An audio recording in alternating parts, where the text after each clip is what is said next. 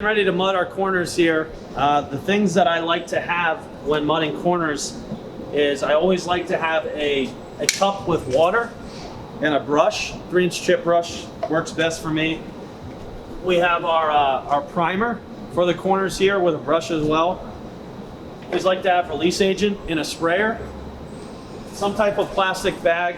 Doesn't really matter what type of plastic bag, but we'll want that for the bagging process that you'll see. And I always like to have a masonry brush.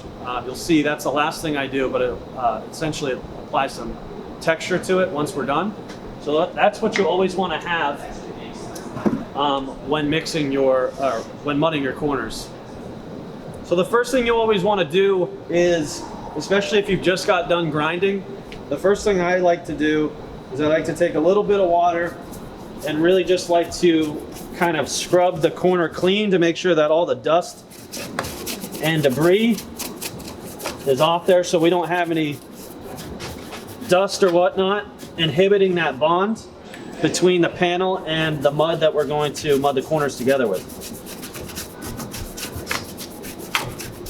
So really like to take care of that, and I'll let that dry for a few moments before I go ahead and prime it. So now what we want to do with a 3-inch chip brush is we're going to brush our primer on. The primer works best when it's wet, so as soon as we've applied the primer, and you don't want to brush it out too far, because if you brush it out too far and you're actually not going to mud over the portion of the panel that you're brushing the primer on, then essentially the primer's not doing anything in that area. So I just keep it within that, contained area that I know I'm going to be applying the patch to. Nothing special to this. Make sure you brush it on nice and thin, like so.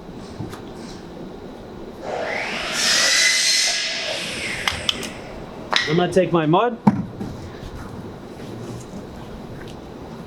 I have about a quarter of a bag, or I'm sorry, an eighth of a bag mixed up. You can see the consistency. Should be dry enough where you hold it in your hand and it doesn't sag if you're making a ball shape. I always have water nearby. Dip my hands in the water to kind of get it to release off my gloves as I'm applying the material. And what I start by doing is I actually just kind of lay it on there at first, and I really don't care how it looks at first, because I'll start to form it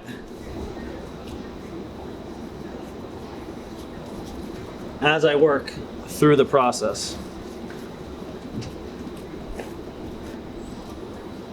So if you're new to this, what will be helpful is keeping track of where your grout lines are.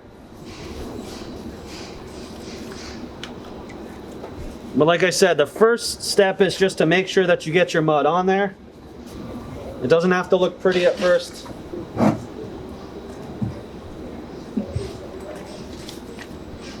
Just as a time reference, one full corner, this is a half corner because we're not going full length from the floor to the top, but one corner should take you roughly about 10 minutes to mud and detail.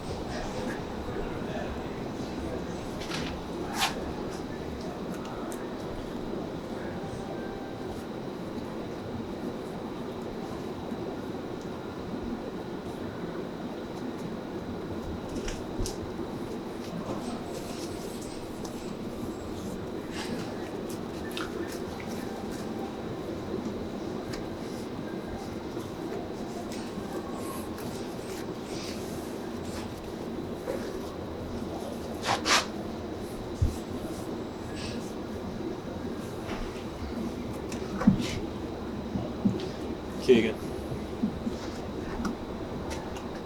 I don't know if they want to do anything with that. I don't need any more. So.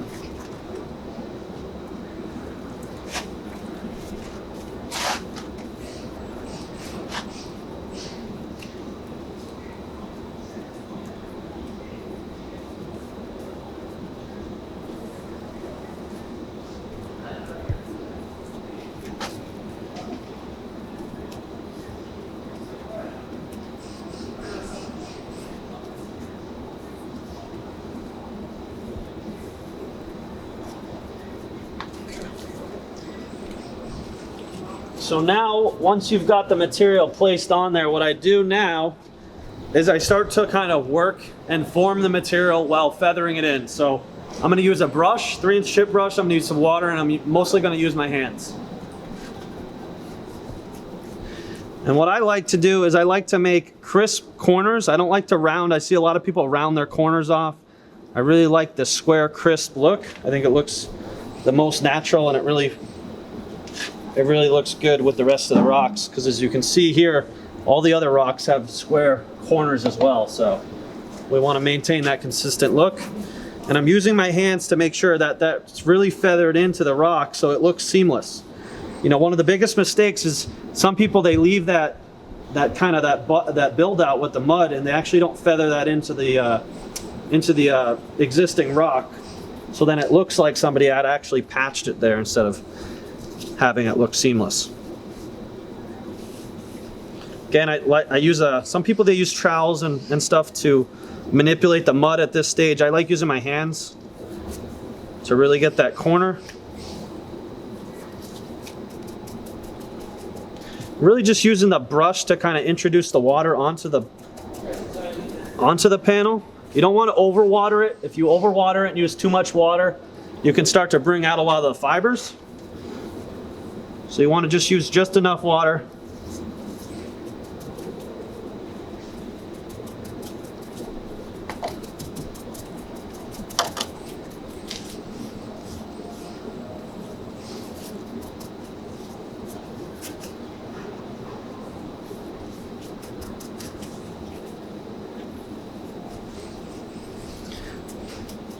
Another key thing when you're mixing your mud and mixing the amount of mud you need, I use 1/8 of a bag for this half corner.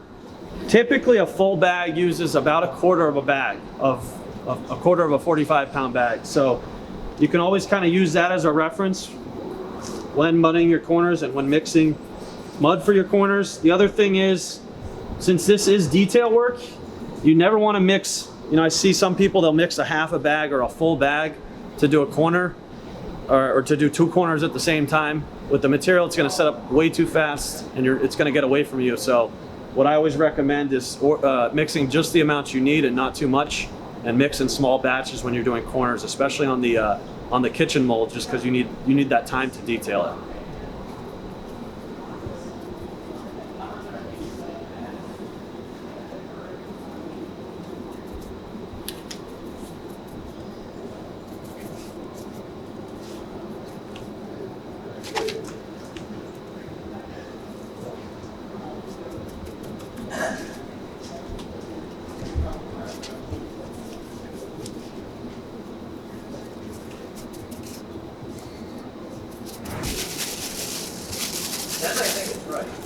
So as you spray the release, you want to use a bag. Make sure the bag's open so that one side of the bag rubs off on the other. And all you're looking to do is kind of knock down a lot of those fibers and give it kind of a smooth surface, because what we're going to do is we're going to apply a slight texture with the masonry brush. So this is almost prepping that surface for that texture.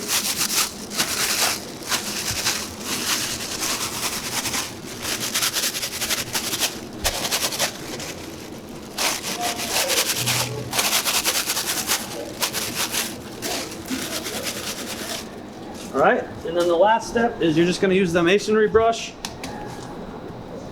and just give it a little bit of texture.